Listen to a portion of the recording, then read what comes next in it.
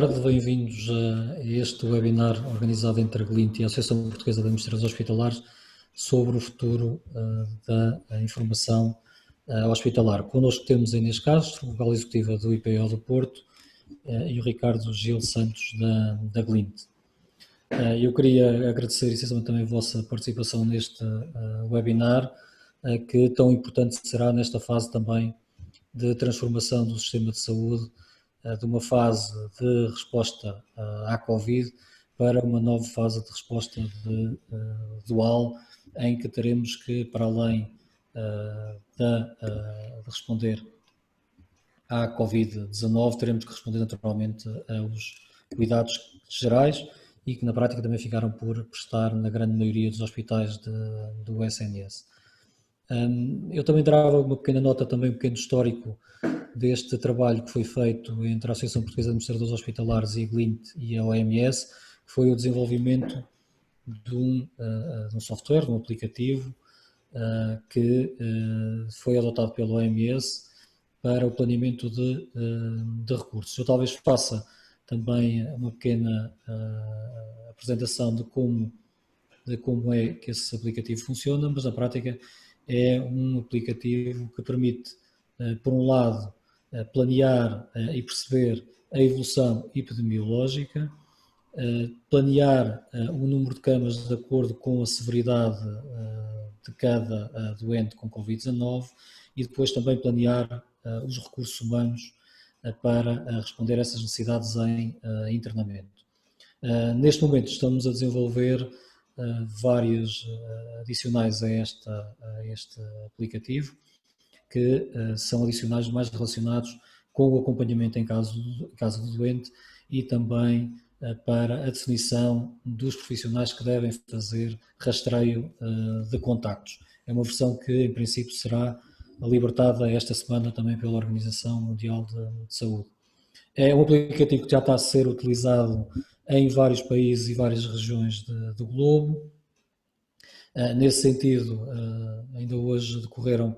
ações de formação com países africanos e também da América do Sul, e durante todos os dias, desde que o aplicativo foi lançado, são feitas várias,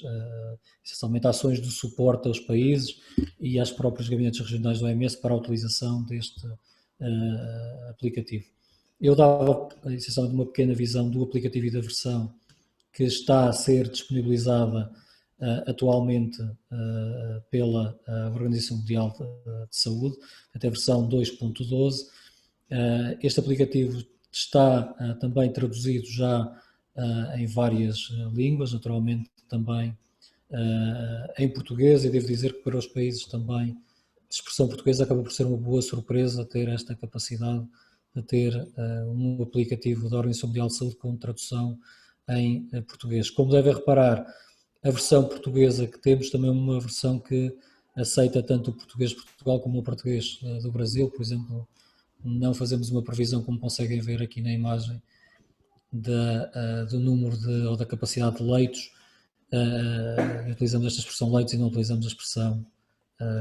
camas. É um aplicativo que permite essencialmente também criar e desenvolver este modelo epidemiológico que vem aqui na vossa direita. Permite determinar o dia do primeiro contacto, os dias de previsão, permite também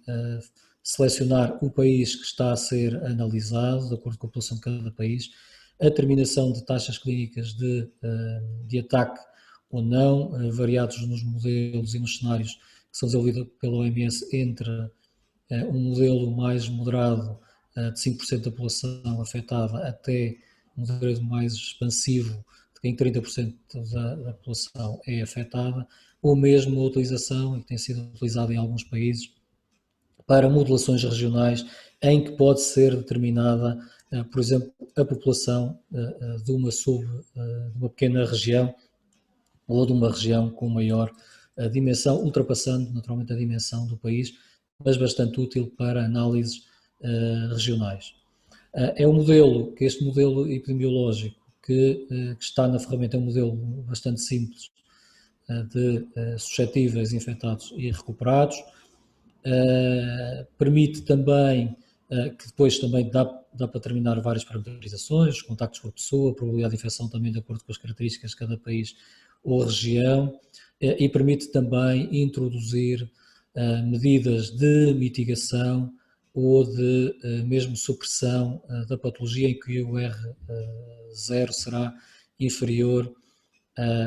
a 1.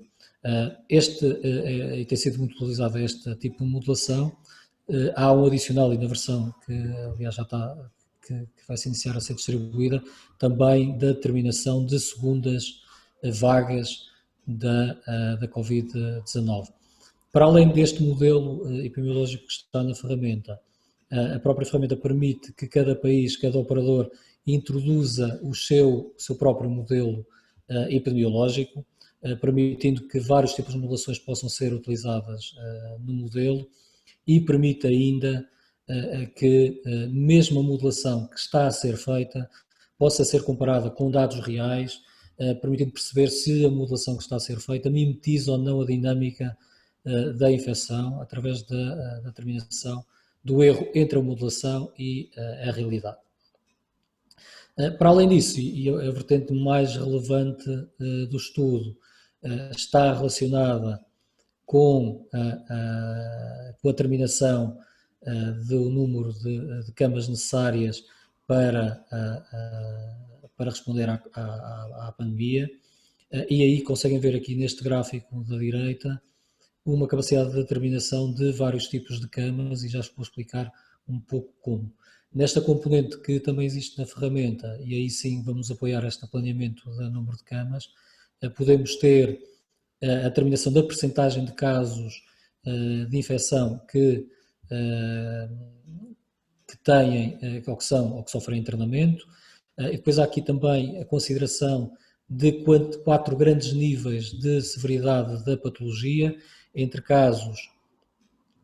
moderados, que podem ser vistos acompanhados em enfermarias mais comuns, casos mais graves que devem ter oxigenoterapia, ou casos críticos que necessitem de ventilação mecânica, sendo que o quarto nível serão os casos mild ou moderados, que podem ser acompanhados, leves, podem ser acompanhados naturalmente em ambulatório ou mesmo no domicílio. E depois também temos outra modulação aqui, que é para perceber também a percentagem de doentes críticos que necessitam de ECMO ou de terapia de substituição renal. Para esta modulação, para além da distribuição dos doentes, a ferramenta determina também a demora média em cada uma destas etapas, sendo que determina a demora média antes de ventilação mecânica e também o step down após então a ventilação mecânica. Esta modulação vai-nos permitir, ou esta determinação de parâmetros, vai-nos permitir determinar estas curvas, na prática determinar de acordo com a evolução da infecção, perceber qual é que é a necessidade de camas. Conseguimos ver, por exemplo, aqui em encarnado o número de camas necessárias para cuidados com oxigenoterapia, a modulação também de acordo com a dinâmica da infecção, o número de casos que necessitam de camas laranja a camas comuns, ou mesmo o número de camas ou de doentes que precisam de ventilação mecânica aqui a roxo. Estes ponteados que vêm aqui azul são o número de doentes ativos e aqui o número total de doentes infectados. Para apoiar também o planeamento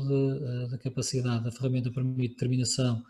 de qual é que é a capacidade atual de camas do país. Vamos só simular aqui, por exemplo, se tivéssemos,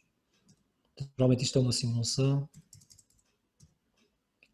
2.000 camas para casos moderados, 1.000 camas para oxigenoterapia, 500 camas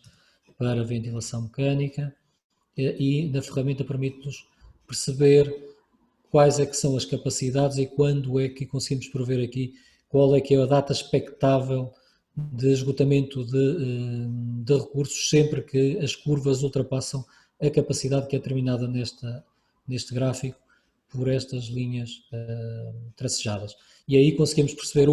se é necessário, por exemplo, a nível epidemiológico, a introdução de medidas de supressão ou distanciamento físico para a população, ou mesmo garantir ou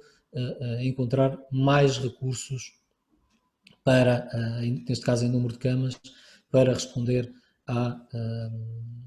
epidemia. Se aumentarmos, por exemplo, for essa opção de encontrar mais recursos, conseguimos ver, por exemplo, aqui a simulação temos que bem mais camas, aqui 6.000 camas, por exemplo, para doentes moderados, e aqui chegaríamos, por exemplo, para estas camas moderadas, para doentes moderados, não teríamos então um esgotamento dos recursos. Para além disso, a nível de, e outra componente importante da ferramenta, é a determinação de recursos humanos e como é que, quais é que são os recursos humanos necessários para responder a estes doentes ou a esta necessidade de doentes em internamento. E vou-vos mostrar aqui como funciona a ferramenta, por aqui um bocadinho mais maior para conseguirem perceber. E aqui a nossa modulação, essencialmente a ferramenta permite modulação para médicos, para enfermeiros e para técnicos auxiliares de saúde, e permite que cada país possa parametrizar também os rácios de doente por médico em equivalente tempo completo, ou no caso da enfermagem e de técnicos auxiliares de saúde, mesmo a determinação da estrutura de turnos,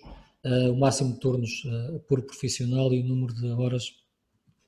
por turno, e depois os rácios. Estes valores vão nos permitir também, de acordo com a dinâmica da epidemia, determinar os recursos necessários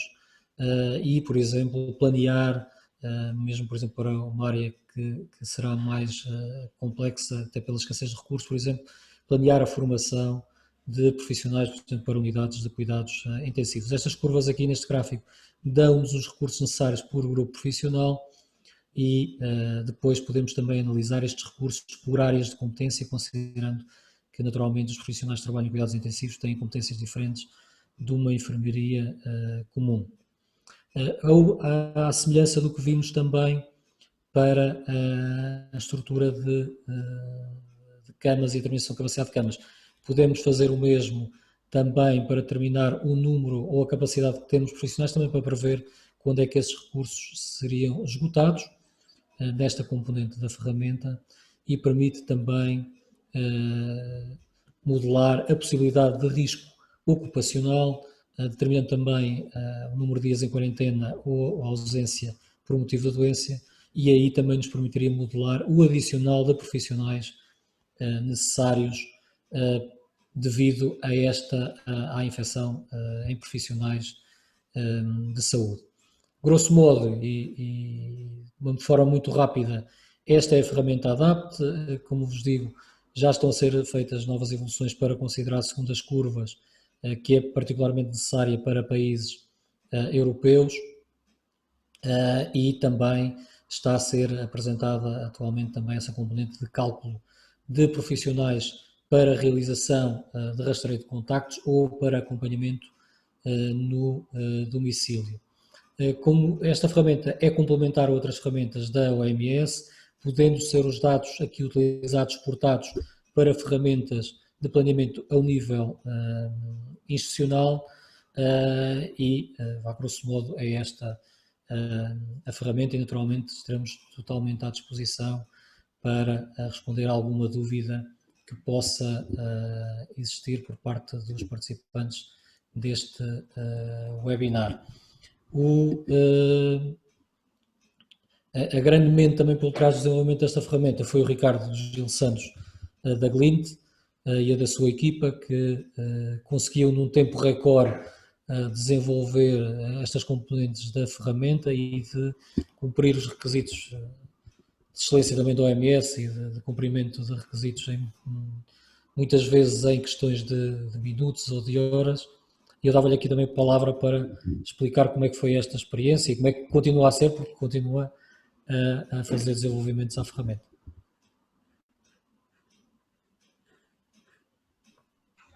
Muito bem, muito boa tarde. Eu gostava só de, se calhar, fazer aqui um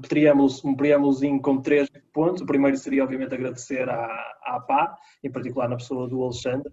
por um lado, por ter estado connosco no desenvolvimento desta ferramenta e no exigente processo de validação da ferramenta até ser adotada pela OMS, por continuarmos a trabalhar em conjunto nessa evolução da ferramenta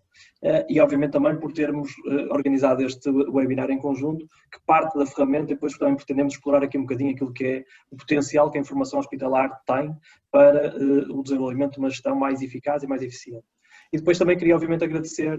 ao IPO de Porto, em particular na pessoa da Inês Castro, por ter aceitado o nosso convite de forma tão pronta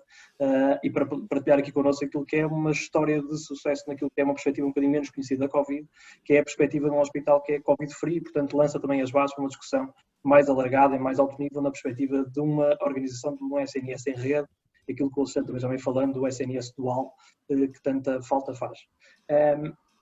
Em relação a esta ferramenta, eu acho que foi praticamente tudo dito pelo Alexandre. Efetivamente, há aqui uma componente, portanto, em termos de analytics, há aqui uma componente preditiva interessante, que é o modelo epidemiológico em si, e depois há uma perspectiva de simulação em que se pretende simplificar o processo de decisão, colocando as variáveis essenciais para o decisor poder computar a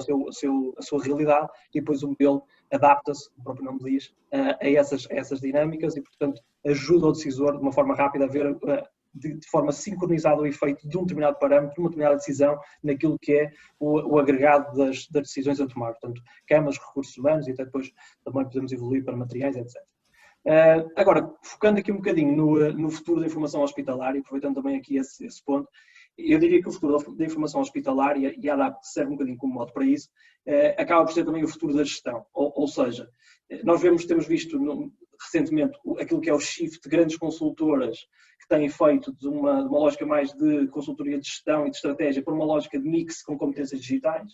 A Glint tem feito também o seu reposicionamento no mercado, mas sem necessidade de fazer um shift verdadeiro, ou seja, o foco na saúde é o ADN da Glint, as equipas multidisciplinares existem e este exemplo da ADAPT foi um exemplo claro disso, e depois também tem muito conhecimento dos processos, dos circuitos, quer seja mais do ponto de vista operacional, quer seja do ponto de vista de organização. E, portanto, a tecnologia e o digital estão no nosso core, resta agora ter oportunidades para poder trabalhar cada vez mais soluções interessantes e que apoiem a decisão nos hospitais. Feito esse preâmbulo, eu diria que aqui a minha intervenção, vou tentar tocar aqui em 3 grandes pontos, para depois também, espero eu, termos a oportunidade de ter alguma discussão. O primeiro é um bocadinho o que é isto de Advanced Analytics e o futuro da informação hospitalar. Eu diria que, na minha perspectiva, Advanced Analytics é um bocadinho a arte de responder a problemas complexos, a desafios complexos, com modelos que são complexos. Ou seja, é não cairmos na tentação de simplificar um problema complexo para que ele caiba no nosso processo de resolução que é simplista, que é simples. E eu acho que muitas organizações de saúde, um bocadinho por força da tradição de não terem ao seu dispor ferramentas complexas para resolverem os seus problemas complexos, tendem já a simplificar muitas vezes as decisões que têm para tomar, ou seja, já muitas vezes nem se dão conta da complexidade que é a gestão que fazem, quer na área clínica, quer na área das operações que têm para gerir. E, portanto, focando aqui um bocadinho na área de gestão de operações, se olharmos, por exemplo, para o caso clássico, até também a Inês conhece, enquanto vogal na sua anterior posição, no hospital onde esteve, e no projeto que começamos com esse hospital, na área dos estoques, por exemplo, se nós virmos essa área, o que é que nós temos? Temos muitas vezes uma abordagem que é simplista a um problema que é altamente complexo. Ou seja, nós tentamos partir de um problema difícil, criamos alguns pressupostos, como por exemplo, a procura é igual para todo o tipo de artigos, sejam eles fármacos, sejam eles compressas, sejam outra coisa. Pegarmos num proxy como uma média móvel para prever a procura, serve o propósito, é verdade que serve.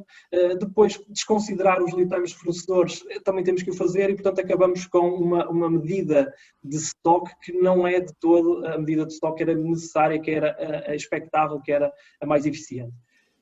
Questão aqui, efetivamente, nós temos que simplificar o problema, porque ele não cabe nas soluções que existem, mas efetivamente hoje em dia já não há necessidade de o fazer. Nós podemos pegar no problema complexo como ele é,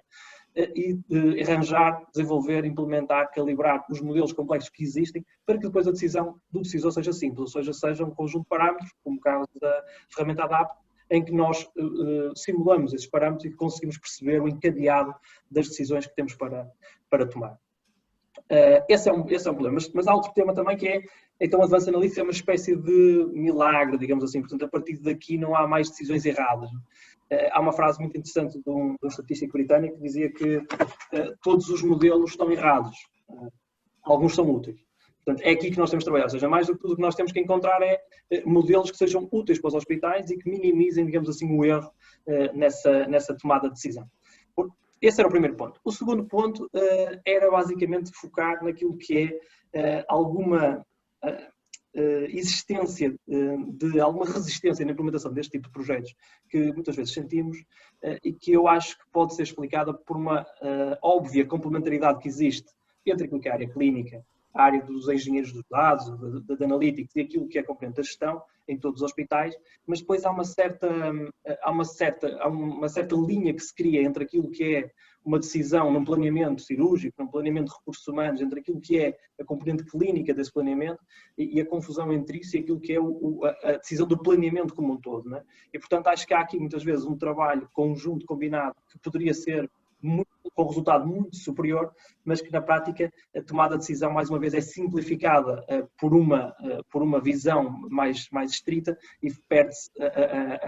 a lógica do todo, do global. O terceiro ponto que eu gostaria de deixar é um bocadinho alguns mitos que nós também vemos na implementação deste tipo de projeto. O primeiro mito é o mito que existe sempre, que é o mito da qualidade dos dados. Ou seja, nós não podemos ou não devemos utilizar os dados para melhorar a nossa tomada de decisão, porque os dados em si são pouco sólidos, são pouco robustos, têm erro. E, portanto, isto obviamente traz um ciclo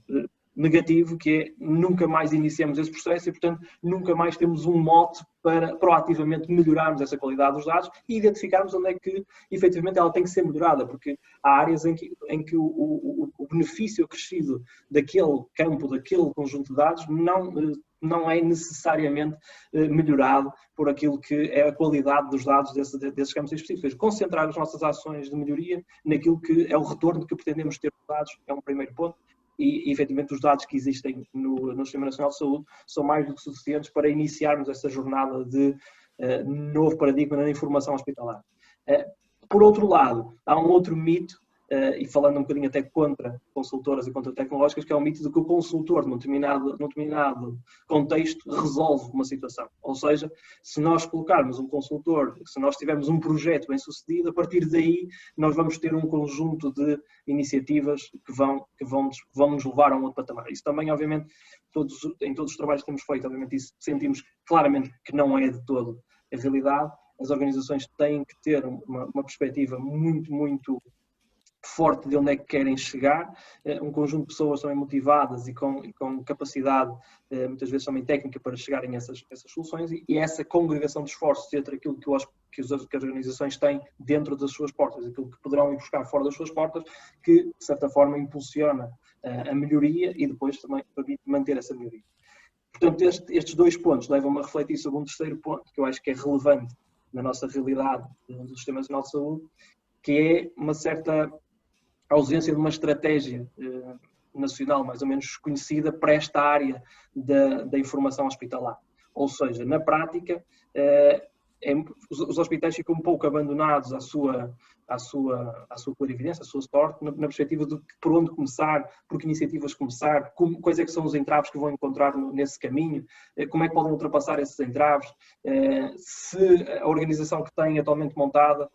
responde às necessidades atuais de rapidamente e agilmente ter entregas de use case de analytics que provem resultado. Portanto, há todo um conjunto de temas que, na minha perspectiva, também beneficiariam de termos aqui um conjunto de uma perspectiva mais global. E, de certa forma, era um bocadinho por aqui que eu gostava de deixar algumas intervenções. E, por último, focando naquilo que é a ferramenta ADAPT e naquilo que eu acho que pode ser relevante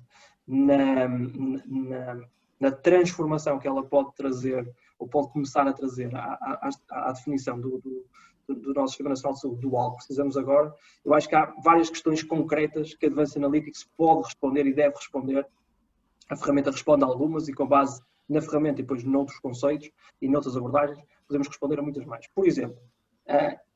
como é que vamos constituir uma rede nacional? para este tipo de doenças? Como é que pode ser otimizada essa rede? Como é que pode ser otimizada a distribuição de medicamentos, a distribuição de equipamentos de proteção, etc., dentro dessa rede?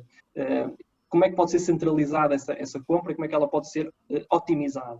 ao nível mais macro? Mas depois, se sermos ao nível do hospital, como é que eu consigo, a cada momento,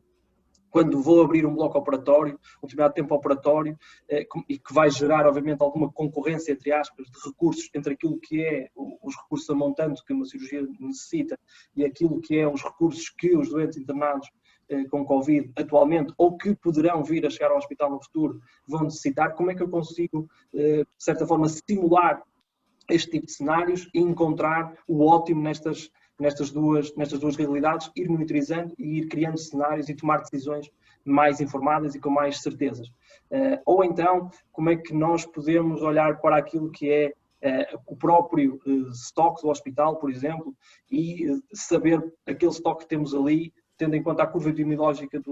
da nossa zona de influência, é um estoque suficiente, não suficiente, onde é que precisamos de atuar rapidamente, onde é que estamos claramente numa posição em que temos que racionalizar muito bem aquilo que temos porque é suficiente. Ou seja, há um conjunto de perguntas que existiam já antes e que agora surgem com novas restrições, com novas variáveis e, portanto, voltando à intervenção inicial, é um problema que com a Covid-19 se torna mais complexo e, portanto, acho que não devemos cair na tentação de, mais uma vez, não ver essa complexidade do problema e, portanto, continuar um pouco na perspectiva que as ferramentas do passado nos permitiam, que era ter de simplificar os problemas para eles caberem na nossa forma de os resolver. Atualmente, com as metodologias, com a tecnologia que existe, nós podemos pegar num problema complexo como ele é e com as ferramentas certas, com os modelos de Advanced Analytics certos, pegar na informação hospitalar e dar-lhe esse tal cariz de novo paradigma da informação hospitalar. Era um bocadinho por aqui que eu acho que era interessante, depois discutimos um bocadinho mais o tema. Obrigado, Ricardo. Obrigado pelos excelentes pontos. Eu creio que a pergunta que fica é como é que se pode gerir instituições ou gerir uma rede sem esse planeamento, nomeadamente até a determinação dos recursos necessários, quer para responder, por exemplo, neste caso, como a ADAPT que foi desenvolvida para picos de procura, não é? Para uma determinada patologia, que camas, que recursos físicos é que são necessários e depois também que recursos humanos, e que talvez até seja o maior constrangimento do sistema, se temos recursos humanos para dar esse tipo de respostas. E a pergunta que fica claramente é como é que se pode montar um sistema sem fazer este tipo de projeções e sem ter uma visão essencialmente de rede, considerando naturalmente que nenhuma instituição per si consegue fazer esse planeamento de uma forma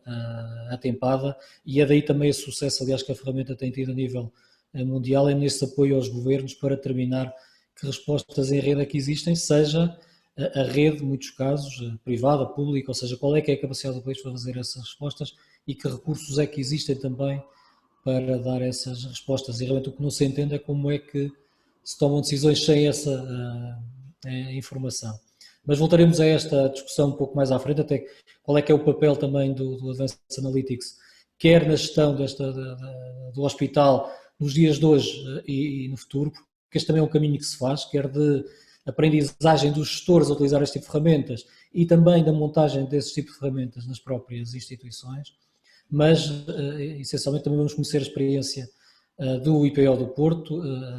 como o Ricardo falou, um hospital Covid-free,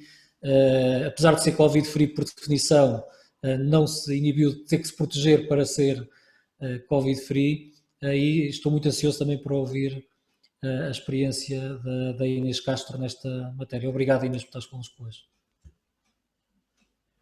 Boa tarde, obrigada eu pelo convite e pela referência ao IPO como um possível modelo de hospital Covid-free. Portanto, a mim cabe-me partilhar um bocadinho o que é que no IPO se fez nos últimos meses. Portanto, desde meados de fevereiro que implementamos um plano de contingência no âmbito do Covid, adotaram-se um conjunto de medidas de prevenção que permitiram acautelar e minimizar o impacto que se previa que a pandemia teria, quer nos doentes, quer nos profissionais. Começamos a realizar inquéritos epidemiológicos à entrada da instituição aos doentes, que permitia fazer o filtro, digamos assim, dos doentes que eram de risco circular dentro da instituição e os que poderiam circular com segurança. Disponibilizamos os equipamentos de proteção individual aos doentes à entrada e aos todos os profissionais que o quisessem utilizar para dar mais segurança e para também minimizar o risco de contágio dentro da instituição. Procedemos à limitação das portas de acesso na instituição, através de definir circuitos específicos para doentes e para profissionais de entrada e saída. Os doentes eram alvo de inquérito epidemiológico à entrada da instituição e eram tomadas as devidas providências mediante o resultado do mesmo. Foram também restritos o acesso às pessoas externas à instituição, quer as visitas, os acompanhantes, houve grandes restrições nessa área, como todas as outras pessoas externas que circulavam, sendo certo que muitas vezes era necessária a presença física para manutenções e outro tipo de intervenções, e aí era feito o inquérito epidemiológico também a essas pessoas. Foi feita a adequação do funcionamento da cantina e do bar, conforme as orientações também tidas superiormente. Em termos de atividade, uma das primeiras medidas que foi tomada logo no imediato foi substituir as consultas presenciais por consultas telefónicas sempre que clinicamente isso era possível, o que permitiu reduzir bastante o volume de doentes a circular dentro da instituição. Adotou-se o regime de teletrabalho na maioria dos serviços em que isso era possível, com equipas espelho, ou então adotando escalas rotativas de turnos de manhã e tarde, por exemplo, para permitir que em situações de contágio de profissionais não tivéssemos que correr o risco de fechar o serviço na sua generalidade, se fosse caso de ter necessidade de quarentena geral do mesmo. Adotamos, conforme preconizado pela Direção-Geral de Saúde, o modelo da quarentena dos profissionais infectados e dos que tiveram em contacto com pessoas infectadas, tendo sido centralizada toda a gestão e orientações aos profissionais no Gabinete da Medicina do Trabalho. Adequamos as salas de espera com o distanciamento social necessário, colocamos os limitadores de distâncias nos locais no chão e proteções de acrílico nos balcões de atendimento. Foram criadas 2 novas estruturas e alocação de espaços físicos para a gestão dos doentes com suspeita de Covid. Criamos um internamento específico para doentes suspeitos enquanto aguardavam a resposta do teste e a transferência para a instituição da sua área de residência, e o sistema de atendimento não permanente específico também para doentes suspeitos. Nós no IPO não temos urgência aberta, temos um sistema de atendimento não permanente e também houve necessidade de criar aqui uma duplicação, digamos assim, dessa área para doentes suspeitos. Fomos começando a fazer testes aos doentes internados para a realização de cirurgias. As cirurgias foram canceladas ao início, mas houve algumas que se mantiveram e com a realização do teste, quer para a cirurgia, quer para os procedimentos de mais alto risco que requeriam internamento, era importante para dar segurança a todos a realização do teste. E à medida que fomos conseguindo adquirir capacidade para realizar internamente os testes, fomos e ainda estamos a alargar a realização dos testes aos doentes que recorrem aqui ao IPO. Criamos recentemente uma unidade de colheita própria específica para este fim. E a articulação com os hospitais da região ou da área de residência dos doentes que foram considerados ou detectados como positivos no IPO permitiu que não tivéssemos doentes infectados internados na instituição. Conseguimos transferi-los para a área de residência conforme as orientações que também recebemos superiormente. Portanto, resumindo um bocadinho o sucesso, sei que podemos falar assim do modelo, teve como uma premissa inicial que foi tentarmos antecipar as situações que podiam surgir, planeando e tentando organizar internamente como íamos, como a organização, como é que na instituição se ia atuar e delinear o que fazer, para evitar ter que tomar decisões à pressão e com a urgência que iria ser necessária, sem ter a informação essencial para isso. Uma forte liderança e articulação da direção clínica e da direção de enfermagem com os profissionais-chave identificados para o efeito foi muito importante também ao longo destes meses.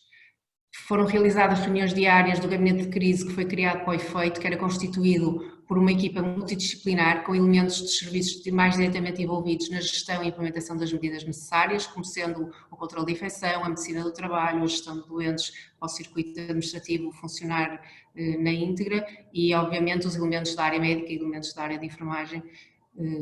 também foram envolvidos. Tentamos ter sempre uma comunicação simples, clara, objetiva, que se possível por escrito, e instituímos um boletim informativo Covid diário no dia 12 de março, que foi diário até ao dia de ontem. Sendo que, se necessário, voltamos ao diário, senão vai passar a ser semanal, pelo menos nesta fase. Mas foi importante para a informação circular e todos os profissionais saberem o que se ia passando na instituição, que também permitiu haver alguma segurança acrescida para todos. Obviamente que o empenho dos profissionais no terreno, a cooperação de todos na implementação das medidas necessárias também foi muito importante e a compreensão também dos doentes. Os doentes ao início sentiam-se um bocado inseguros, mas perceberam e perceberam que a evolução que tivemos e que tinham que continuar a ser tratados e os novos desafios que esta pandemia colocou a todos nós, e isso também ajudou aqui para conseguimos de algum modo levar isto a bom porto. E por fim, a articulação com os outros hospitais que nos permitiu transferir os doentes infectados, permitindo assim que nós tivéssemos reduzido o período de tempo aqui de doentes nessas condições na instituição. Os principais dificuldades que nós sentimos foi de facto ao início a adaptação a esta nova realidade, aos novos procedimentos de atuação diária, que levaram algum tempo a serem interiorizados e a serem aceitos. Depois de ultrapassada esta primeira fase, as coisas começaram a normalizar e a melhorar. Foi a necessidade de acompanhamento e planeamento sistemático, quase hora a hora. Havia dias em que de manhã era uma coisa, à tarde era outra, mas foi muito importante para nós conseguirmos definir e ter as condições de segurança estabelecidas, quer para os profissionais, quer para os doentes. E obviamente a duplicação de recursos que isto requer é uma situação destas que fomos conseguindo gerir da melhor forma.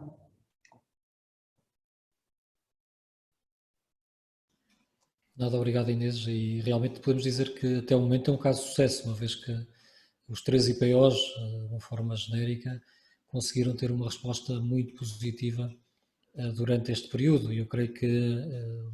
com ligeiras variações de atividade, na prática os doentes acabaram por sentir muito pouco a Covid-19, pelo menos nestas 3 instituições. A questão que já agora fazia só aqui uma pequena pergunta, que é perceber como é que estas novas, que não são novas, mas essencialmente a institucionalização destas ferramentas de Advanced Analytics contribuem para o papel de um gestor. Já tens experiência também no Hospital de Gaia, que é um hospital bastante diferente do IPO. Como é que tu achas que este tipo de ferramentas pode ser útil na tomada de decisão por parte da gestão hospitalar e da gestão de todo neste caso?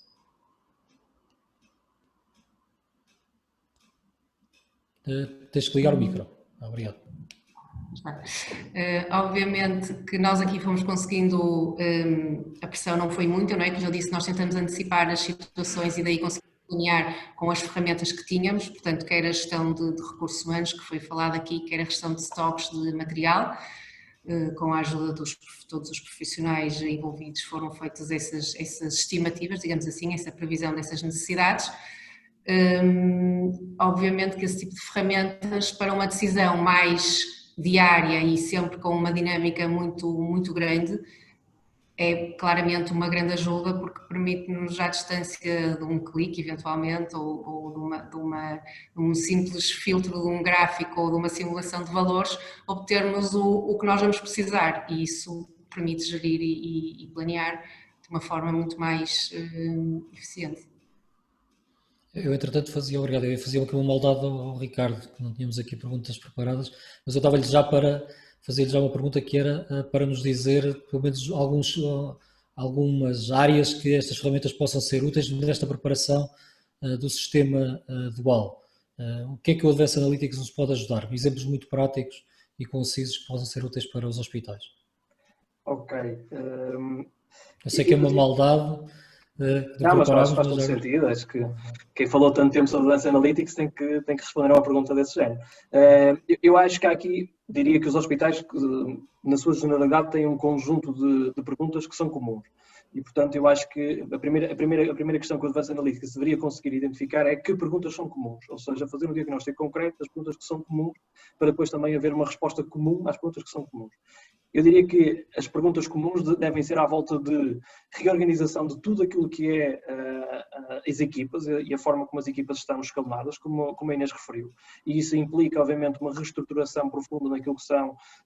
ciclos de trabalho, equipas de espelho, etc. E, portanto, isso pode, obviamente, o Advanced Analytics, em particular, quando nós entramos na componente multi-skill, como é o caso dos médicos, e, portanto, diferenciação que implica depois também a abertura de diferentes áreas clínicas do hospital. Obviamente, a Advanced Analytics ajuda muito a montar esse puzzle, que muitas vezes é altamente complexo. O segundo ponto, a mim parece-me também bastante relevante nos hospitais, em particular nos hospitais de média e grande dimensão, tem muito a ver com aquilo que é o planeamento da atividade na reabertura. Ou seja, sempre que nós estamos a olhar para uma reabertura de um determinado bloco operatório, que não é de ambulatório, portanto, um bloco operatório convencional, estamos, obviamente, a colocar pressão nos recursos internos do hospital. Nas equipas, em primeiro lugar, mas depois também naquilo que são os recursos que são concorrentes para a resposta à Covid. Portanto, ventiladores, UCIs, camas de internamento, etc. Portanto, quando nós olhamos para essa decisão de como e quando e quanto é que vamos incrementar em cada momento, se nós conseguirmos, obviamente, simular e ter a capacidade de antecipar esse tipo de cenários e perceber onde é que vamos começar a entrar numa zona muito limite naquilo que é a capacidade de reserva para esta doença e para a sua previsível evolução nos próximos tempos, versus aquilo que é a necessidade de retomar, aí também teremos, obviamente, um caminho grande a ganhar. E depois temos também tudo aquilo que é mais alto nível, até ainda de encontro àquilo que a Inês também estava a referir, se formos para aquilo que é uma administração de topo,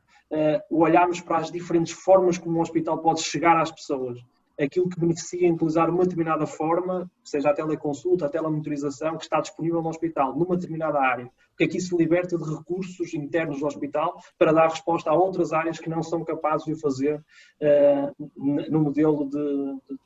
cuidados de saúde remotos. Portanto, eu acho que aqui sempre que nós conseguimos trabalhar doentes e não doentes em espera, ou população-alvo, não enquanto um número, mas enquanto uma duração, um conjunto de recursos que são precisos dentro de um hospital e conseguimos mapear esta procura com esta oferta, estamos, obviamente, a ajudar a decidir numa lógica de pandemia, numa lógica sem pandemia também.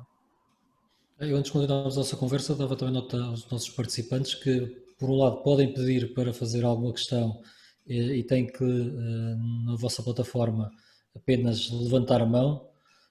em inglês tem raise your hand, ou também podem colocar perguntas na caixa de perguntas e respostas que também está no canto inferior, na parte inferior da barra inferior do vosso ecrã, exatamente. E que ser um informático para ajudar um administrador hospitalar em termos de apoio de nomenclatura. Em relação eu já agora, há um problema grande que os hospitais estão a sentir agora, que é o reagendamento, esta reativação da atividade. Como é que o Advanced Analytics pode contribuir? Nós sabemos à partida que também os hospitais não podem continuar a ter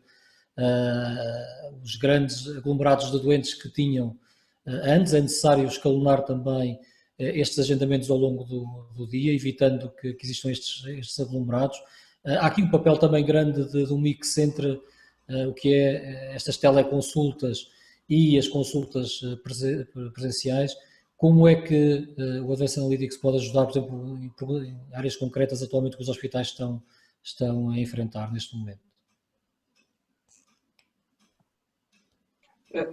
Por exemplo, se olharmos para o tema vamos olhar para o tema da consulta, para o tema do bloco operatório, mas vamos focar no tema do bloco operatório, que até é mais complexo. Se olharmos para esse tema, para essa complexidade, lá está, é uma daquelas decisões que é altamente complexa, ou seja, a forma como eu planeio um bloco, como eu agendo os doentes, mas que, de certa forma, nós, um bocadinho pelo histórico, fomos simplificando essa decisão e tornámos-la quase num processo de rotina, não é? Mas se nós olharmos para a base daquilo que é a decisão, nós temos uma previsão de uma determinada duração de uma cirurgia, uma previsão de um determinado número de horas no recobro, a previsão de uma necessidade de intensivos ou não. Portanto, temos um conjunto de variáveis que não controlamos, o que é a base para termos um bom problema para a Advanced Analytics responder. E depois temos também aquilo que é a capacidade, que é difícil nós termos, por muita experiência que tenhamos no terreno, e a maioria, obviamente, dos hospitais e dos clínicos dos hospitais têm essa experiência, essa capacidade, mas é humanamente impossível nós testarmos todas as combinações possíveis de um determinado agendamento. E, portanto, respondendo à pergunta, Alexandre, se nós quisermos fasear, digamos assim, esses doentes, evitar aglomerados e admissões de doentes todos num determinado sítio, numa determinada hora, temos que fazer duas coisas. Primeiro, temos que muitas vezes reorganizar e transformar processos, aquilo que o IPO fez do ponto de vista físico, do ponto de vista prático, ou seja, o nosso processo de admissão deixa de ser um processo de enfermaria a enfermaria, em que temos os doentes a chegar todos no primeiro tempo e depois vão entrando na sala cirúrgica à medida que as cirurgias vão ocorrendo, e passa a ser um processo diferente desse, mas depois também o processo de agendamento em si também tem que ser um processo analytics driven, ou seja, eu consigo antever as variáveis daquela pessoa em específico, daquele doente em específico, da equipa que está lá em específico também, e consigo com isso fazer o meu fluxo de recursos e o meu fluxo de atividade normalizado ao longo do tempo. Portanto, isto é válido para o bloco que é mais complexo, mas é válido para a consulta, é válido para o hospital de dia, é válido para muitas outras áreas, onde temos scheduling, onde temos recursos, onde temos durações e onde temos que fazer essa gestão da operação de uma forma mais fluida. Inês, qual é que é a limitação para a adoção destas ferramentas atualmente nos hospitais? A limitação? Quais é que são as resistências da adoção destas tecnologias? Porque elas acabam por ser já utilizadas em outras indústrias. Qual é que é a nossa limitação em termos de adoção nas instituições? A dificuldade também até de compreensão da gestão da sua importância, dificuldades estruturais, informáticas. O que é que está a limitar a expansão destes instrumentos dentro da gestão hospitalar? Eu penso que, em primeiro lugar, tem a ver com a questão dos registros e da complexidade que os registros hospitalares assentam. Eu vinha de uma realidade de sonho-esse clínico, estou numa realidade exclusivamente ou quase cliente, e o que também me permite ver aqui dois cenários e duas realidades diferentes, sendo que a dificuldade de registros acaba por ser um bocadinho a mesma, é transversal. Eu acho que em termos de aceitação dos profissionais, que penso que foi isso que perguntaste mais concretamente, necessariamente, mas também. Existindo essa necessidade e aqui no IPO até agora com esta questão da consulta, nem tanto porque nós não cancelamos quase consultas, mas no bloco sim, estamos com alguma necessidade de rapidamente reagendar e as algumas cirurgias que foram adiadas, e existe vontade para perceber qual é a melhor forma de nós conseguirmos proceder a esse agendamento e rentabilização dos tempos de bloco e perceber quais são as variáveis que temos, como as podemos medir e compará-las umas com as outras, porque nós temos número de doentes em lista que podem ser transformados em número de horas de cirurgias, e depois do outro lado temos número de horas de profissionais, e isso misturado pode nos dar aqui uma solução em como organizar, e aí de facto estas ferramentas podem ser um potencial muito grande de ajuda. A maior dificuldade que nós poderemos ter na sua implementação é na sua aquisição, não é? Das formas de aquisição, nas limitações que nós temos em termos de aquisições de serviços e bens, e portanto tentamos sempre da melhor forma e da forma mais célere que nos é possível dotar os profissionais da instituição de ferramentas que permitem melhorar a gestão. Mas em termos desta agenda de transformação digital, esta certamente é uma componente importante da transformação digital dos serviços de saúde. Tu achas que ela tem tido prioridade por parte dos Conselhos de Administração, por parte do Ministério da Saúde, ou devíamos dar mais prioridade ou não a este tipo de ferramentas? Eu acho que ultimamente tem sido dado grande visibilidade e tem sido dado grande enfoque a essas questões por parte das várias instituições envolvidas, quer dos hospitais, mesmo da própria SPMS e Ministério da Saúde. O problema muitas vezes está em concretizar essa vontade, porque acho que vontade, passa a expressão, de fazer isso, existe. Mas será que temos os recursos humanos com a formação adequada também para utilizar essas ferramentas, para as implementarmos? Ou, como estavas a dizer, é só um problema de aquisições ou de código de contratação pública? Isso vai depender de instituição para instituição, como é óbvio, não é? Mas nos hospitais tendencialmente existem gestores, administradores, o foco na gestão intermédia em todas as instituições é grande e essas são pessoas capacitadas para gerirem e utilizarem, tirarem o maior potencial possível deste tipo de ferramentas. Portanto, é uma questão de reestruturar e de se definir um modelo que cada instituição vai adotar para si mediante os recursos que tem, tecnológicos e humanos. O Ricardo começa a conhecer aqui também um pouco as instituições hospitalares do país, até por obrigação de ofício. Na sua opinião, qual é que é a resistência para a implementação deste tipo de tecnologias, deste tipo de estratégias? Eu diria que é nos pontos que nós também sentimos, ou seja, claramente há uma dificuldade generalizada naquilo que é o acesso à contratação de bens e serviços, não é? Isso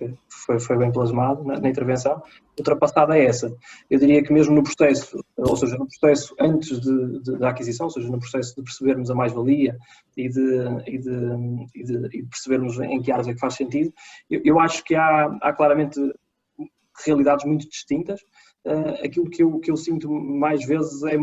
muitas vezes no terreno é a questão exatamente de que, por um lado, a simplificação rotinada do tal problema faz com que muitas vezes as pessoas não tenham a noção de que é um problema complexo para resolver, portanto precisa de uma solução complexa, ou seja, a solução parece demasiado complexa para o problema que nós temos para resolver, por um lado, e isso obviamente inibe de qualquer tipo de gestão um bocadinho mais avançada com esta ferramenta. Por um lado. Por outro lado, eu acho que depois na prática, quando nós estamos num projeto em específico, sente-se bastante uma certa dicotomia que não existe entre aquilo que é a área clínica e a área da gestão. Eu acho que isso cada vez está a ser mais mitigado, um bocadinho também com o papel da gestão intermédia e da capacitação da gestão intermédia, mas aquilo que se vê muitas vezes é uma decisão que é de planeamento, é uma decisão que é partilhada pelas diferentes áreas, ou seja, é uma decisão que claramente tem uma componente clínica, que muitas vezes é não só de uma área clínica, mas de várias áreas clínicas, e depois tem uma componente de gestão, ou seja, de planeamento, e depois também tem uma componente de sistemas de informação ou de advanced analytics, onde isso poderá ficar. Portanto, é a conjugação destas três vertentes que faz com que a forma de olhar para o problema e de o resolver possa ser diferente. Se nós continuamos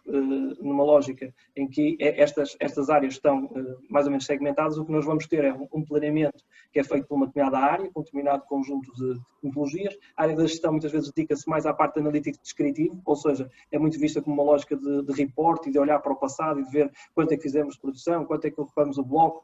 mas tem é pouco ouvida na componente de como é que podemos melhorar essa utilização. E depois muitas vezes também, lá está, a componente da forma como nós vamos utilizar os dados, que dados é que precisamos, onde é que devemos investir em termos de digitalização na farmácia, noutra área qualquer, para que esse conjunto, esse bloco de dados adicional que vamos ter, efetivamente nos ajuda às várias vertentes a planear melhor e utilizar melhor os recursos. Se esse caminho não está feito, é mais difícil, obviamente, primeiro dar-se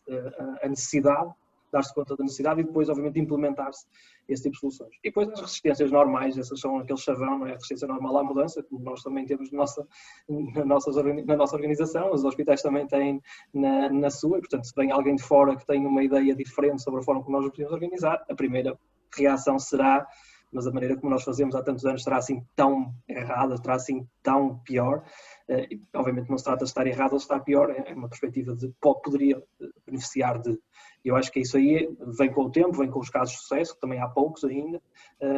e vem um bocadinho com o quebrar dos mitos, que depois na realidade dos projetos se acabam por quebrar. Ricardo, um dos mitos que tu falaste aqui foi da questão da falta de dados,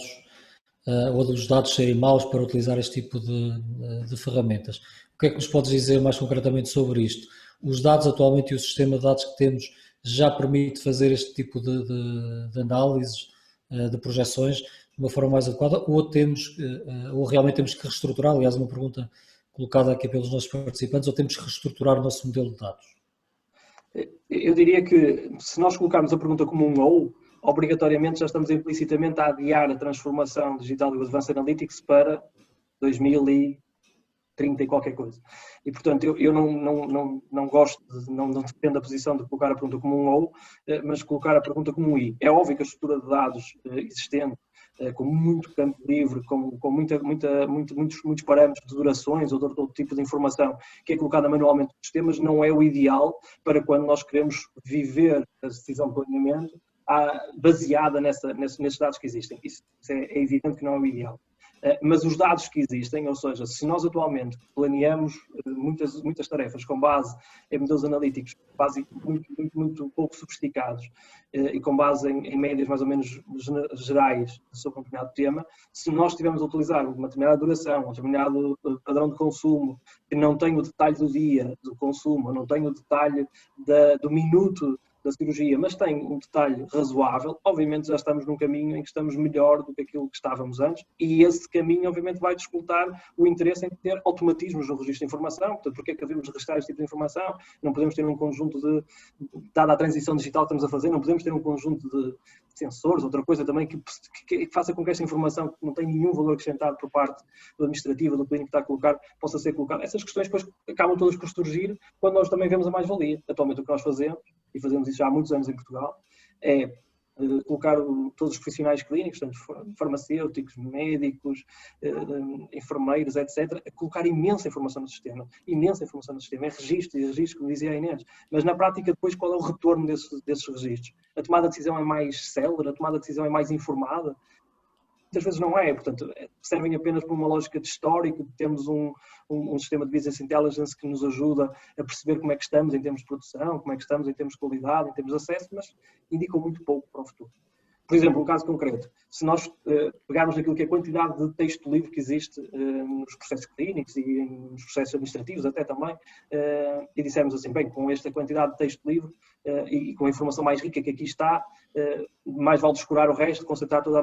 nossa atenção nisto e, portanto, como pouco se consegue fazer a partir disto, então nada se consegue fazer.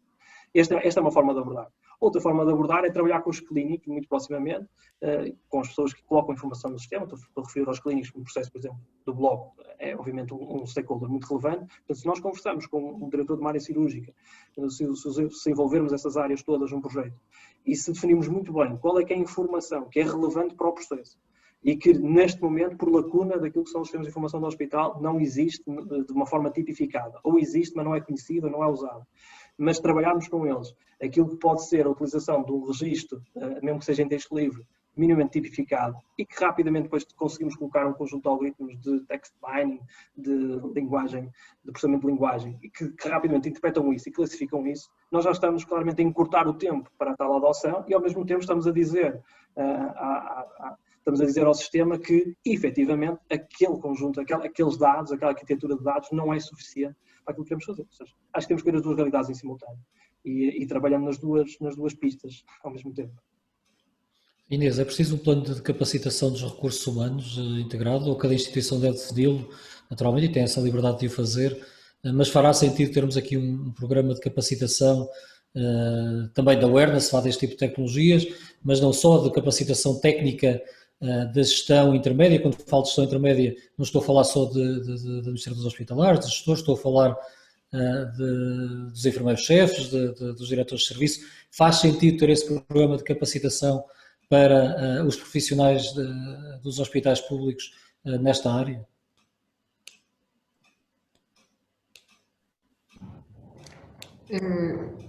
Obviamente que eu também, quando falei em gestão intermédia, tem que ser um conjunto de profissionais, porque os estudos fazem a sua parte, mas obviamente que os clínicos, médicos e enfermeiros também fazem uma parte muito, muito importante deste tipo de gestão e também por isso eles têm que ter essa competência, essa capacidade para saberem, para conhecerem os modelos, para os saberem gerir, para saberem recolher a informação que dá, para saberem que informação é que vão poder obter e num bocadinho de encontro ao que o Ricardo estava a dizer, o que é que nós vamos ter que registrar para depois no futuro irmos colher, digamos assim. Portanto, e claro que sim, que tem que ser um conhecimento e um trabalho conjunto, não só dos gestores administradores, mas também dos médicos e dos enfermeiros envolvidos em cada uma das áreas. Sim, faz sentido treinar estas pessoas, empoderá-las para utilizar este tipo de ferramentas? Ou é algo que vai surgindo ou se vai deixar andar? Não, eu acho que faz sentido e não se pode deixar andar, porque tendo deste tipo de ferramentas instituído, depois é muito mais fácil gerir para a frente, não é? Digamos assim. Portanto, a informação é muito mais fiável, é muito mais pormenorizada, é muito mais criteriosa e permite-nos ter informação que se calhar à data não podemos. Quer dizer, se eu tenho determinado tipo de informação escrita em texto livre, eu não consigo gerir ou ter a certeza que vou buscar a mesma informação para todos os casos. Entretanto, obrigado, Inês. Eu entretanto pedir ao Miguel para colocar uma pergunta no ar, por favor. E, entretanto, enquanto o Miguel vai colocando essa pergunta, pedia também esta pergunta, já aqui temos, para classificar de 1 a 5 o nível de importância das ferramentas de análise de dados. Na prática, 1 será nada importante e 5 muito importante, e as perguntas são: suporte à simulação e predição de cenários de serviços, respostas, suporte ao planeamento e alocação de recursos, suporte à decisão clínica, suporte à medição de avaliação de resultados. Para votar, apenas devemos dirigir-nos a www.menti.com e utilizar o código 260487. Enquanto fazem as votações, eu perguntava também ao Ricardo, há aqui uma componente muito importante do Advanced Analytics que não funciona sem uma gestão mais operacional, e eu perguntava ao Ricardo como é que, e falamos muito em Lean, em estratégias de Lean dentro das instituições, já falámos de Six Sigma, falamos de Lean, Six Sigma, como é que jogam estas duas vertentes, mais de uma vertente de reorganização de processos e deste papel do Advanced Analytics? Eu diria que aí a resposta tem muito a ver também com o nível a que estamos a fazer a tomada de decisão. Ou seja, quando nós olhamos para as primeiro tem a ver com, quando nós olhamos para uma metodologia Six Sigma, Lean, e esse tipo de abordagens, PDCA, etc. Portanto, eu sou engenheiro industrial, portanto estou à vontade para falar dessas áreas, portanto, ninguém me vai levar a mal do que eu vou dizer, mas elas mais do que tudo pretendem transformar uma cultura, ou seja, transformar uma cultura que é pouco atenta ao desperdício, que é pouco atenta à otimização que se poderia fazer de um determinado recurso, e tornar toda a estrutura de uma organização atenta a esse desperdício e sincronizada para que esse desperdício, ao mais ínfimo detalhe, seja eliminado. Essa transformação cultural serve tanto o propósito de uma adoção de uma tecnologia, como o propósito de uma adoção de um novo processo, como seja o que for. Portanto, a transformação cultural que esse tipo de ferramentas já trouxe a muitos hospitais, ou está a trazer a alguns que estão nesse caminho, é algo que fica. E não choca, não colide, não tem que ser não é de toda uma decisão de ou isto ou o Advanced Analytics, de todo. Por outro lado, quando nós entramos mais nas ferramentas daquilo que é o GAMBO, o soft floor, portanto, aquilo que é uma lógica de tentar reduzir o desperdício na operação diária, aquilo que vemos, essa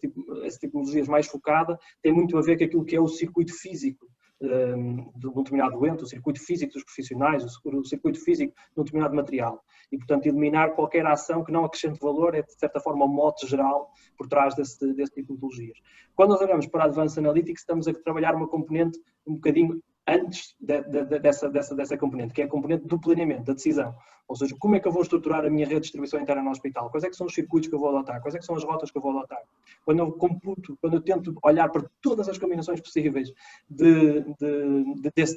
que me são dadas para explorar, é quase humanamente impossível testá-las todas, perceber qual é que é a mais-valia ou não a mais-valia de uma determinada escolha. E, portanto, quando nós olhamos para a Advanced Analytics, estamos mais a trabalhar numa componente de planeamento ou então um apoio à decisão diária, numa lógica de agendamento, uma lógica de gestão de estoques, uma lógica de gestão financeira, seja o que for. Ou seja, as duas não colidem de todo, uma deixa, de certa forma, a transformação e deixa a cultura e deixa a ferramenta para o circuito físico, e a outra traz o empowerment da decisão mais de gestão, uma decisão mais de apoio à decisão. Nós, como é hábito, vamos ultrapassando aqui a nossa hora do webinar, mas a conversa tem sido muito interessante. Inês, uma pergunta também para quando nos vamos aproximando do final. Ainda há pouco há meses, um gestor do hospital, dos maiores hospitais de Singapura, dizia que mais de 80%, e o seu grande objetivo, por exemplo, nesta matéria de Advanced Analytics, é que mais de 80% da decisão fosse automatizada e que as grandes decisões, essas de gestão, ficassem para os gestores, sendo que estas gestões operacionais, decisões de seleção de cama, grande parte destas decisões que nós hoje operacionalmente vamos tomando dentro das instituições sejam automatizadas, limitando muito a capacidade, ou pelo menos o grau em que o gestor é chamado a decidir para matérias mais táticas estratégicas. O que é que achas disso? Achas que estamos perto disso? Estamos longe? Achas que é uma mistificação ou mesmo uma utopia? Bem, eu acho que... Eu imagino que o IPO do Porto está pertíssimo dessa realidade. Eu imagino, isso depende muito, obviamente, de instituição para instituição e da maneira como cada uma está capacitada tecnologicamente em termos de informação e capacidade de gestão.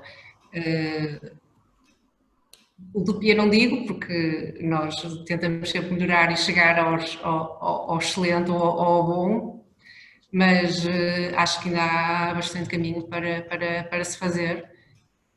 e para conseguirmos delegar com confiança abaixo, não é? na gestão intermédia, que assim podemos dizer, nas chefias dos serviços, nas direções dos serviços, esse tipo de gestão mais operacional. Mas para isso é preciso também termos uma estratégia institucional bem definida, conhecimento de todos e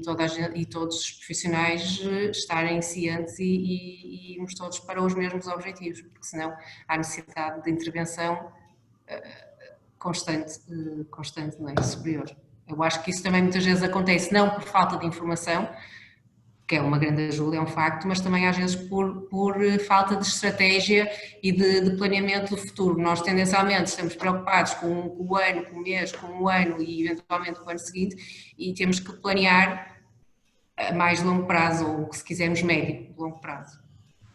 Eu até falava mesmo era de deixarmos essas decisões às máquinas, não era dessa intervenção humana. Eu percebo que há uma grande distância, não é? Quando há uns meses atrás víamos titulares de cargos governamentais a fazer escalas e a trabalhar escalas de urgência em alguns hospitais. Portanto, nós estamos numa grande distância,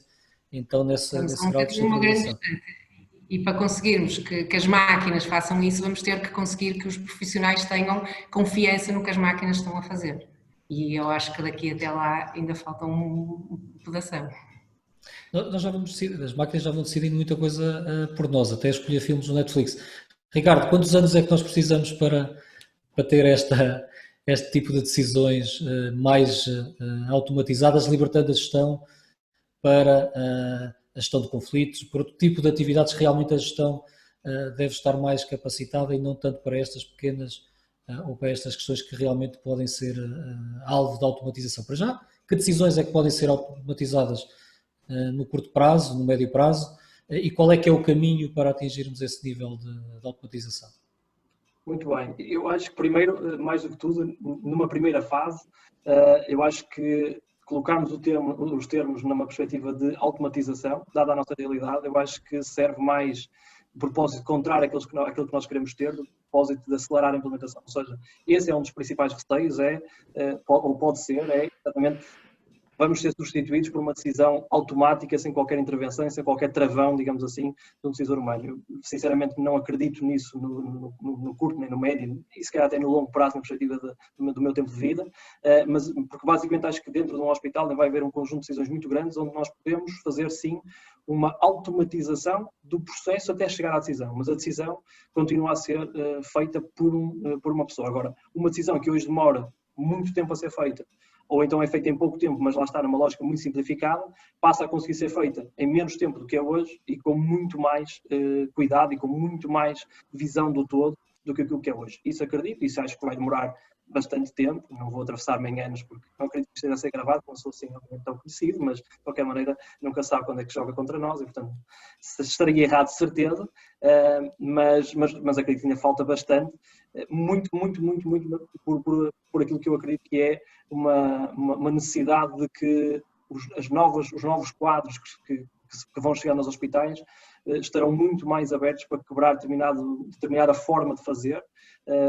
porque basicamente nunca a conheceram ou já a conheceram numa lógica mais descendente e não numa lógica em que ela era a forma de fazer instituída, e portanto é mais fácil essa transformação ir ocorrendo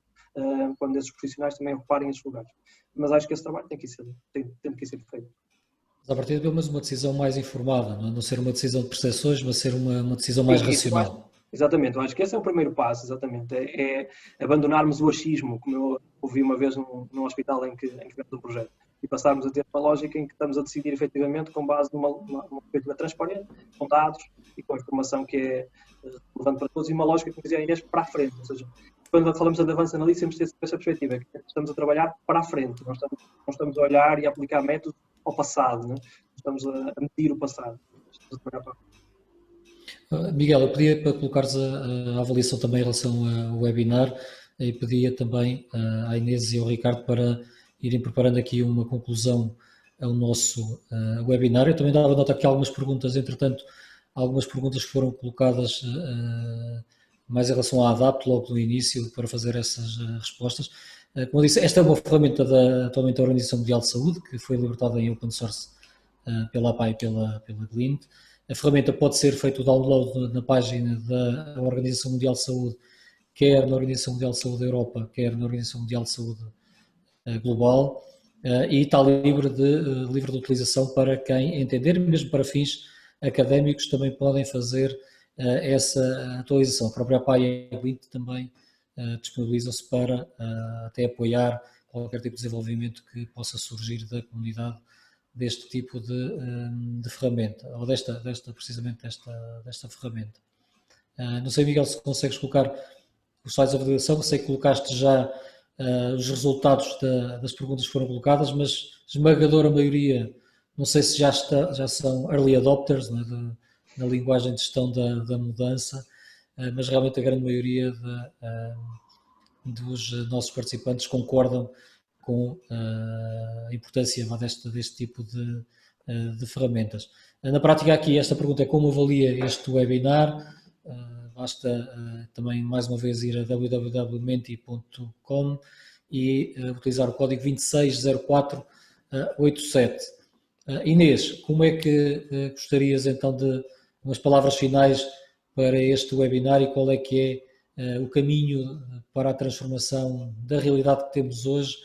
numa realidade, essencialmente num hospital inteligente, com gestores inteligentes?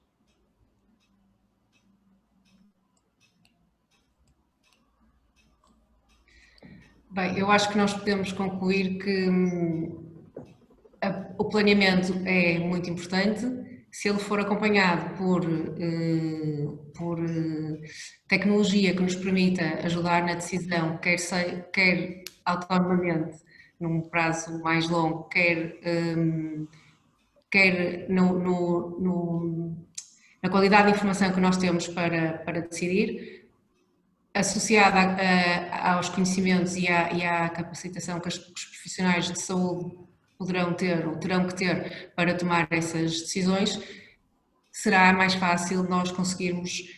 gerir e sobretudo, fazer face a um acontecimento como foi este da pandemia, que surgiu e de um dia para o outro quase, ou de um mês para o outro, teve que se tomar medidas muito, muito drásticas e tentar planear uma coisa que era desconhecida e que não se sabia por onde é que iria qual o sentido que iria tomar. E esse desconhecimento, não sei se tecnologicamente é possível prever, mas isso depois os programadores nos ajudarão a fazê-lo, se existir histórico ou desenvolvem qualquer coisa, mas de facto associar as duas componentes, a capacidade dos recursos humanos pensarem e gerirem aliado à informação e à tecnologia com dados concretos, concisos, será uma mais-valia para tomar decisões na área da gestão. Obrigado, Inês. Obrigado por ter estado connosco hoje e pelo excelente trabalho que está a ser realizado no IPO do Porto, que continua a ser naturalmente uma referência para os hospitais portugueses e naturalmente também para hospitais mesmo fora do país. Ricardo, palavras finais. acho que praticamente foi tudo dito. Em jeito de conclusão, aquilo que eu levo deste webinar, desta discussão, é efetivamente que o espaço para a melhoria existe, a transformação cultural já começou a acontecer há muito tempo, com a introdução de outro tipo de metodologias, como o Alexandre referiu. Acho que claramente toda a gente já viu a mais-valia deste tipo de técnica de utilização de dados para a tomada de decisão. Portanto, é uma questão de irmos trabalhando paulatinamente nos diferentes eixos, nunca atrasar a transformação porque não temos ainda as condições para fazer, porque amanhã vai faltar outra condição, como é óbvio, e portanto ir trabalhando, mas ir dando resultados, ir mostrando os resultados, acho que é muito relevante, e o papel da associação também acho que é interessante e pode dar um grande contributo aí, porque quanto mais também fomos partilhando a boa prática, fomos partilhando os resultados que se obtém, mais se acredita e mais fica a noção real e concreta do impacto que este tipo de soluções têm e que outros hospitais poderão depois também vir a adotar. Muito obrigado, Ricardo. Da nossa parte fica naturalmente o compromisso, é que estas práticas devem ser realmente difundidas e os hospitais que tenham este tipo de iniciativas realmente valerá a pena e contem com a Associação Portuguesa de Administradores Hospitalares para divulgá-las para toda a comunidade, até porque é assim que conseguimos evoluir, percebendo, até muitas vezes as experiências nem são todas positivas, muitas vezes até são bastante negativas, mas também podemos aprender muito com essas experiências e partilhando naturalmente criamos uma comunidade de prestação de cuidados certamente mais capaz. Evidentemente o Serviço Nacional de Saúde hoje atravessa grande desafio, que é esta convivência e relançamento até do Serviço Nacional de Saúde após esta resposta à Covid-19. Sabemos que ficaram muitos cuidados por prestar dentro dos hospitais públicos e privados nos últimos 2 meses e fará sentido realmente relançarmos esta atividade. Estas ferramentas ou este tipo de ferramentas certamente serão uma mais-valia em qualquer circunstância, evidentemente ainda mais quando enfrentamos situações complexas e em que a informação nos pode permitir tomar as melhores decisões. Muito obrigado a todos que acompanharam este webinar, quer diretamente no Zoom, quer no Facebook. Este webinar vai ficar também disponível no canal de Gestão em Saúde da APA no YouTube e virá sempre para ser consultado ou revisto. Portanto, a todos muito obrigado, principalmente à Inês Castro e ao Ricardo Gil Santos pela colaboração neste webinar, que eu creio que foi muito elucidativo e que nos abre portas para o futuro. Obrigado.